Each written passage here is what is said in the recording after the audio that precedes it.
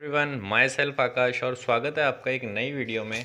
Last की जो दो वीडियोस थी उनमें हमने समझा था कि बैंक रिकन्सिलिएशन स्टेटमेंट क्या होता है और जब उसका कैश बुक का हमारे पास बैलेंस अवेलेबल होता है तो उससे किस तरीके से बनाया जाता है बैंक रिकन्सिलिएशन स्टेटमेंट।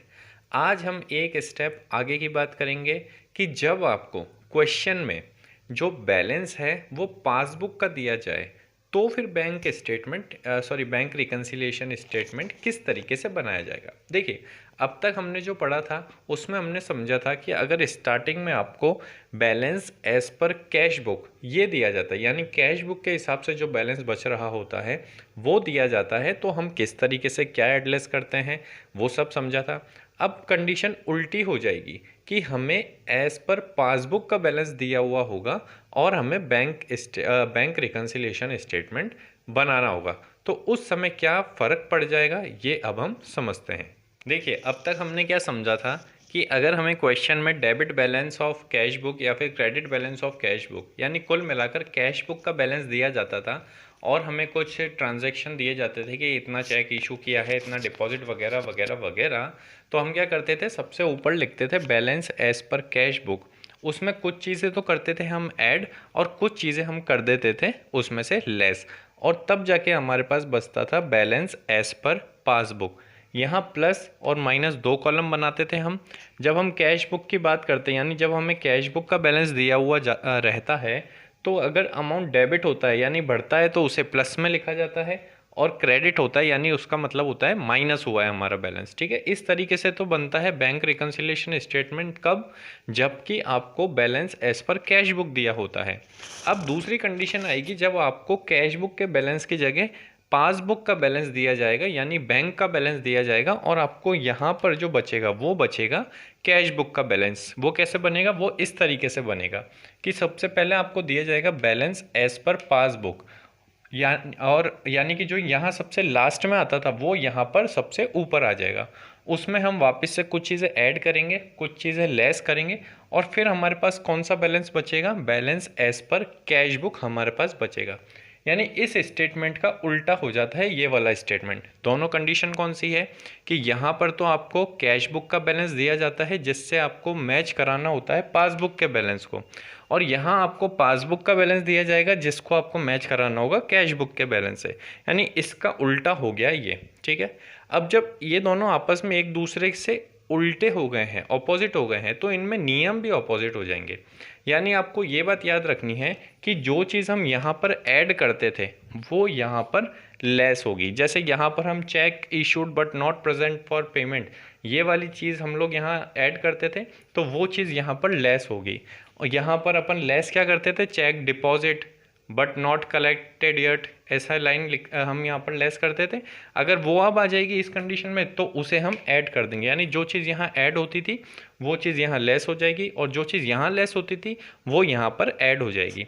तो ये वाला अब हम लोग बनाएंगे, और इसको बनाते हुए हमें ध्यान रखना है कि जो हमने पहले समझा है उसी को ध्यान में रखते हुए हम इसमें ट्रीटमेंट करेंगे।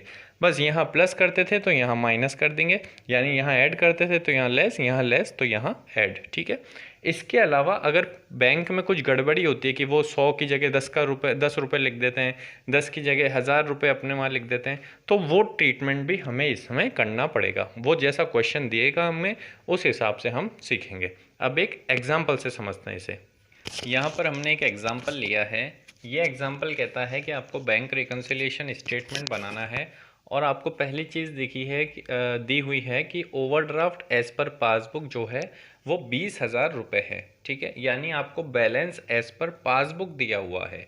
तो हमें समझ आ जाएगा कि हमें जो सबसे पहले चीज़ सीखी है कि कैश बुक का बैलेंस दिया होता है तो जो ऐड करते हैं वो अब लेस होगा, वहाँ जो लेस करते हैं यहाँ पर ऐड हो जाएगा। ठीक है, इंटरेस्ट ऑन ओवरड्राफ्ट 2,000 रुपये हुआ है। अब इंटरेस्ट ओवरड्राफ्ट पर इंटरेस्ट, पहले तो आप ये दिमाग लगाइए हमें मिला होगा या हमने पे किया होगा या हमें मिला होगा, पहले तो ये दिमाग लगाइए आप। तब तक इंश्योरेंस प्रीमियम बैंक ने पे किया है 200 रुपये, और हम इन एंट्रीज़ में ये मानते हैं कि ये जो बैंक के थ्रू ट्रांजैक्शन हुए हैं इनका हमको पता नहीं था कि कैश बुक में ये एंटर करने हैं, तो हमने कैश बुक में एंट्री इनकी नहीं करी है, ये केवल बैंक से ही डिडक्ट हुए हैं या बैंक में ही आए हैं। ठीक है, इंश्योरेंस 200 रुपये का पे किया गया है। उसके बाद cheque issued but not present, ये 6,500 रुपये के हैं। Cheque deposit but not collected, ये 6,000 रुपये के हैं। और बैंक ने गलती से हमारा अकाउंट डेबिट कर दिया था 500 रुपये से, तो उसका हमें ट्रीटमेंट अब करना पड़ेगा। ठीक है, तो बनाते हैं बैंक रिकन्सिलिएशन स्टेटमेंट। इस बार हमें जो बैलेंस है वो एज पर पासबुक दिया हुआ है। तो सबसे पहले ऊपर लिखेंगे बैलेंस एज पर पासबुक। यहाँ पर भी आपको ध्यान रखना है कि अगर ओवरड्राफ्ट दिया हुआ है आपको तो वो आएगा माइनस की साइड में, ठीक है ना। और ओवरड्राफ्ट नहीं होगा अगर, तो वो आ जाएगा आपका प्लस की साइड में। तो आपको दिया हुआ है ओवरड्राफ्ट 20,000 रुपये, तो यहाँ आप लिख दो 20,000 रुपये। अब कुछ चीज़ें हम करेंगे ऐड और कुछ चीज़ें हम करेंगे लेस। सबसे पहले देखते हैं ऐड करने वाली चीज़ों को। तो सबसे पहले दिया हुआ है इंटरेस्ट ऑन ओवरड्राफ्ट 2,000 रुपये, ठीक है। अब ओवरड्राफ्ट क्या होता है, हम बैंक से जितना पैसा हमारे अकाउंट में पड़ा हुआ होता है उससे ज़्यादा पैसा निकाल लेते हैं। तो जो एक्स्ट्रा अमाउंट निकालते हैं ना, उस पर बैंक इंटरेस्ट चार्ज करती है। यानी कि ये जो इंटरेस्ट है ये हमारे बैंक अकाउंट से कटा है, यानी कम हुआ है बैलेंस। तो अब आप सोचो कि हम अगर कैश बुक का बैलेंस दिया हुआ होता तो इसका क्या ट्रीटमेंट करते, और वो जो ट्रीटमेंट होता उसका उल्टा ट्रीटमेंट यहाँ हो जाएगा। तो मान लीजिए कि ये है आपकी कैश बुक, ये हो गया प्लस माइनस, ये है आपकी पासबुक, ये हो गया प्लस माइनस। हमने सबसे पहले कैश बुक समझी थी। तो ये वाली लाइन कह रही है कि इंटरेस्ट ऑन ओवरड्राफ्ट हुआ है 2,000, सॉरी ये माइनस पहले आता है, ये आता है प्लस, ये आता है डेबिट क्रेडिट, ये आ जाता है डेबिट क्रेडिट, ठीक है। इंटरेस्ट ऑन ओवरड्राफ्ट यानी क्या हुआ होगा, बैंक ने 2,000 रुपये हमारे अकाउंट से कट कर लिए होंगे। तो बैंक में तो 2,000 रुपये कट हो गए होंगे, लेकिन कैश बुक में उसका कोई ट्रीटमेंट ही नहीं हुआ। तो कैश बुक में सही ट्रीटमेंट करने के लिए हमें क्या करना पड़ता था कि कैश बुक वाले में भी 2,000 रुपये हम लोग लेस करते थे। यानी जब हम कैश बुक के बैलेंस यहाँ लिखते थे और उसमें अगर ये चीज़ आती तो हम लेस करते थे, जो उसमें लिखते हम ये वाली चीज़ को, तो यहाँ पर उसका उल्टा हो जाएगा, यहाँ पर वो चीज़ ऐड हो जाएगी। यानी कि ऐड हो जाएगा आपका इंटरेस्ट ऑन बैंक ओवरड्राफ्ट, कितना है 2,000 रुपये। वापस समझिए इस चीज़ को। हम किसी भी चीज़ को जब समझ नहीं आएगा तो सबसे पहले देखेंगे कि अगर ऊपर कैश बुक का बैलेंस दिया हुआ होता तो हम क्या करते, और फिर यहाँ पे उसका उल्टा कर देंगे, ठीक है ना। तो अगर मुझे ये दिया हुआ है इंटरेस्ट ऑन ओवरड्राफ्ट 2,000 रुपये मेरे बैंक अकाउंट से कट कर लिया गया है, तो बैंक अकाउंट में क्या हुआ, पासबुक में माइनस हो गए 2,000 रुपये, लेकिन मेरी कैश बुक में मुझे पता ही नहीं कि ऐसा कुछ अमाउंट कटा है। तो अब मैंने वहाँ पे कुछ माइनस ही नहीं किया हुआ है, तो मैं सही करेक्शन करने के लिए क्या करूँगा, कैश बुक में से भी 2,000 रुपये को माइनस कर दूंगा। ये आपने वहाँ का समझ लिया कि अगर कैश बुक का बैलेंस दिया हुआ होता तो हम ये वाला व्यू देखते हैं, ठीक है। तो क्या करते हैं, लेस करते हैं। तो अब क्या कर दो, आप ऐड कर दो, ठीक है। तो आपने उल्टा ट्रीटमेंट कर दिया, अगर कैश बुक का बैलेंस देते तो इस अमाउंट को हम लेस करते, तो अब यहाँ पर ऐड कर दो, ठीक है। इसी तरीके से दूसरा देखते हैं, insurance premium paid by bank. यहाँ पर भी वही काम हुआ है कि बैंक ने इंश्योरेंस प्रीमियम को पे कर दिया है, ठीक है। बैंक ने इंश्योरेंस प्रीमियम कितना पे किया है, 200 रुपये। यानी पासबुक में से तो 200 रुपये कम हो गए, अकाउंट में से कम हो गए, लेकिन मुझे यहाँ पर कैश बुक में पता ही नहीं है कि इंश्योरेंस प्रीमियम कट हो गया है, तो मैंने यहाँ पर कुछ माइनस नहीं किया। तो मैं क्या करूँगा, यहाँ पर 200 रुपये माइनस करूँगा। अब ये माइनस में कब करता है, जब मुझे यहाँ कैश बुक का बैलेंस देता, पासबुक का दिया तो उल्टा कर दो, माइनस करना था तो अब कर दो प्लस। तो मैं एक और चीज़ प्लस कर दूंगा जो कि होगी मेरी इंश्योरेंस प्रीमियम। कितने रुपए से, ये है 200 रुपये से, ये हो गया 200 रुपये से। नेक्स्ट चीज़ देखते हैं। नेक्स्ट चीज़ आपको दी है check issued but not present for payment ₹6,500। हमें याद है ये वाली, हम वहाँ पर क्या करते थे, ऐड। जब ऊपर कैश बुक का बैलेंस दिया जाता था तो हम चेक इशू वाले को करते थे ऐड। अब हमें पासबुक का बैलेंस दिया है तो उल्टा करना पड़ेगा, यानी अब कर देंगे हम लेस। तो मैं लेस कर दूंगा check issued but not presented for payment. और कितने रुपए है ये, 6,500। तो 6,500 रुपये में लिख दूंगा लेस, यानी माइनस वाले कॉलम में, ठीक है। इसके बाद नेक्स्ट क्या दिया हुआ है हमको, नेक्स्ट दिया है cheque deposit, cheque deposit but not collected. तो ये वाली चीज़ को मैं क्या करता था, मैं इसे करता था वहाँ पर लेस। जब मुझे ऊपर कैश बुक का बैलेंस दिया जाता था तो मैं इसे लेस करता था, तो अब हम कर देंगे इसे ऐड कर देंगे cheque deposit, cheque deposit but not collected. कितने रुपए हैं, 6,000 रुपये। तो 6,000 रुपये मैं यहाँ लिख दूंगा। फिर एक है ट्रांजैक्शन की बैंक ने गलती से डेबिट कर दिया था 500 का, ठीक है।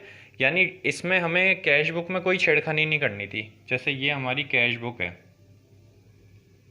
ठीक है, ये हो गया प्लस माइनस, ये हो गई हमारी पासबुक, यहाँ भी हो गया माइनस प्लस, ठीक है। बैंक ने क्या किया, ये होता है डेबिट, ये होता है क्रेडिट, ये होता है डेबिट, ये होता है क्रेडिट। बैंक ने गलती से डेबिटेड कर दिए 500 रुपये, यानी 500 रुपये यहाँ पर माइनस कर दिए बैंक ने, ठीक है। हमें कैश बुक में पता नहीं है कि ये 500 रुपये माइनस हो गए हैं, लेकिन ये गलती से किया है बैंक ने, यानी ये वास्तव में तो आने भी नहीं है कैश बुक में, ठीक है। हम तो क्यों लिखें, जब हमारे से रिलेटेड ही नहीं है तो क्यों लिखेंगे कैश बुक में। ये 500 रुपये बैंक ने गलती से यहाँ पर माइनस कर दिए हैं, तो बैंक की गलती कौन सुधारेगा, बैंक खुद। तो अब वो इस गलती को सुधारने के लिए क्या करेगा, वो वापस से हमारे खाते में 500 रुपये भेज देगा। यानी 500 रुपये उसने काट लिए थे, तो अब 500 रुपये वो भेज देगा वापस, यानी ऐड कर देगा। तो एक और चीज़ यहाँ पर ऐड हो जाएगी कि रॉन्गली डेबिटेड अमाउंट। कितना अमाउंट था, 500 रुपये। तो ये चीज़ आ गई। बस इतने से ट्रांजैक्शन हमारे पास थे। अब क्या करना है हमें, जैसे हम बैलेंस निकालते थे पासबुक का, उसी तरीके से अब बैलेंस निकालेंगे कैश बुक का। कि पहले तो क्या करेंगे, हम देखेंगे कौन से कॉलम का टोटल ज़्यादा आ रहा है। तो इस वाले कॉलम का आ रहा है 2000, 2200, 8200, 8700 यहाँ का आ रहा है, और यहाँ का आ रहा है 26,500। तो मैं दोनों जगह लिख लूँगा सबसे पहले तो 26,500, क्योंकि ज़्यादा वाला अमाउंट मैं दोनों जगह पर लिख लेता हूँ। अब यहाँ कम पड़ रहा है, तो जितना कम पड़ रहा है उसको यहाँ लिख दो। ये कितना हो रहा था, 8,200, 8,700 हो रहा था ये। अगर हम 26,500 में से 8,700 को माइनस कर दें तो ये बचेगा आपका 26, 18,500, 700, 17,800, बिल्कुल 17,800, 17,800 रुपये। ये आपका बचेगा balance as per cash book. जो पहले हमने पिछली वीडियो में समझा था, वो यहाँ कैश बुक का बैलेंस दिया होता था और यहाँ पासबुक का बैलेंस बचता था। लेकिन जब आपको क्वेश्चन में ऊपर पासबुक का बैलेंस दिया जाएगा तो आप ऊपर तो लिखोगे पासबुक का और बचेगा आपका कैश बुक का। अब डेबिट लिखना है या क्रेडिट लिखना है, इसके लिए आप ये ध्यान रखो कि जैसे ये अमाउंट प्लस में लिखा हुआ है, ठीक है, तो यहाँ ये होगा आपका क्रेडिट बैलेंस। वहाँ हमने क्या सीन सीखा था, जब हम लोग यहाँ ऊपर तो लिख रहे थे balance as per cash book और नीचे पासबुक का बैलेंस बच रहा था, तो अपन ने ट्रिक समझी थी कि जैसे अगर ये प्लस में बच रहा है तो आप डेबिट बैलेंस लिख दो, अगर माइनस में बचे तो आप क्रेडिट बैलेंस लिख दो। लेकिन क्योंकि ये उल्टा हो गया स्टेटमेंट, तो नियम भी उल्टा हो गया। अब यहाँ प्लस में बच रहा है तो इसे आप लिखोगे credit balance as per cash book, और अगर यहाँ बचता माइनस में तो आप इसे क्या लिखते, debit balance as per cash book, ठीक है। तो ये हमारा बैंक रिकन्सिलिएशन स्टेटमेंट बन गया है। कब, जबकि आपको बैलेंस दिया होगा पासबुक का और निकालना होगा आपको कैश बुक का। अब देखिए हम एक और एग्जांपल ले रहे हैं। एक एग्जांपल हमने लिया है कि जो आपको दे रहा है कि बैलेंस एज पर पीबी यानी पासबुक, जो कि है ₹3,000, 3,000 रुपये। उसके बाद उसने दिया है कि चेक डिपॉजिट कराए हैं बट कलेक्ट नहीं हुए हैं अब तक। ऐसे दो चेक थे, राम के थे 1,000 रुपीज़ और किशोर के थे 500 रुपीज़। तीसरा दिया है उसने बैंक चार्जेस यानी हमारे बैंक से पैसा कम हुआ है, तो वो है 300 रुपये। चौथा पॉइंट दिया है चेक इशू किए गए हैं लेकिन वो पेमेंट के लिए प्रेजेंट नहीं हुए हैं, तो दो चेक थे, एच का था 2,000 रुपये और के थे 500 रुपीज़। पाँचवा पॉइंट दिया है कि इंटरेस्ट जो था पासबुक के हिसाब से वो 100 रुपये था, ठीक है। तो इसके हिसाब से हमको बनाना है आपका बैंक रिकन्सिलिएशन स्टेटमेंट।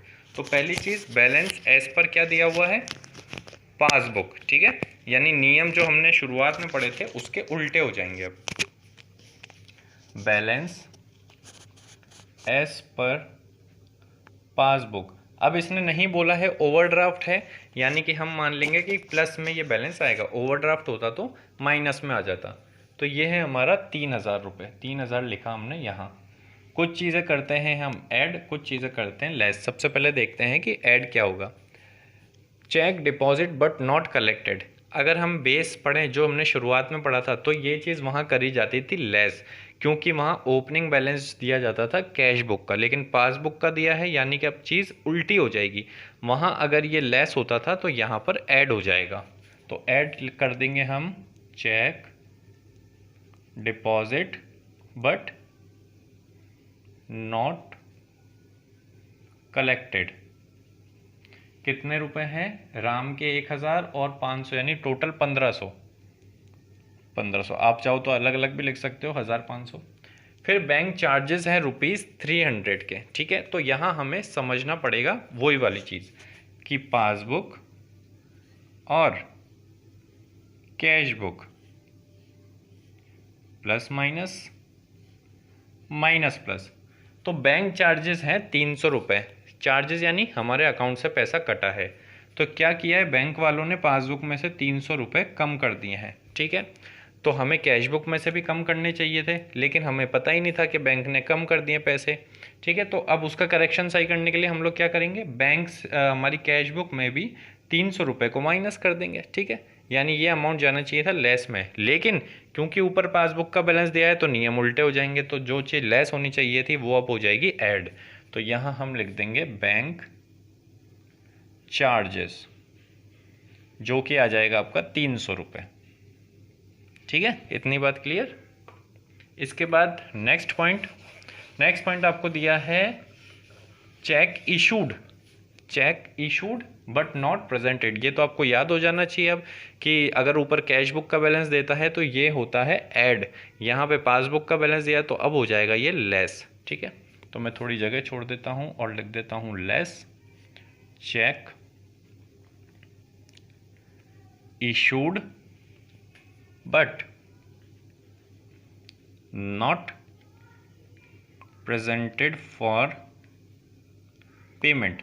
अब कितना अमाउंट है इसका अमाउंट है अपना प्यारा, एक तो एच का है 2000 और है 500, यानी 2500। आप चाहो तो अलग अलग भी लिख सकते हो एच और के का नाम लिख के, और नहीं करनी है इतनी माथाफोड़ी तो लिख दो सीधे 2500। वैसे लिखोगे अलग अलग तो ज़्यादा अच्छा लगेगा। पॉइंट बचा हुआ है, लास्ट पॉइंट कह रहा है कि इंटरेस्ट एज पर पासबुक है जो वो है 100 रुपये। यानी कि कई बार आपका बैलेंस पड़ा हुआ होता है ना, उस पर बैंक इंटरेस्ट दे देती है, ठीक है। सेविंग पर भी इंटरेस्ट मिलता है लेकिन बहुत कम मिलता है, ठीक है। तो आपका इंटरेस्ट बैंक ने दिया है तो क्या हुआ होगा, आपके खाते में अमाउंट बढ़ गया होगा।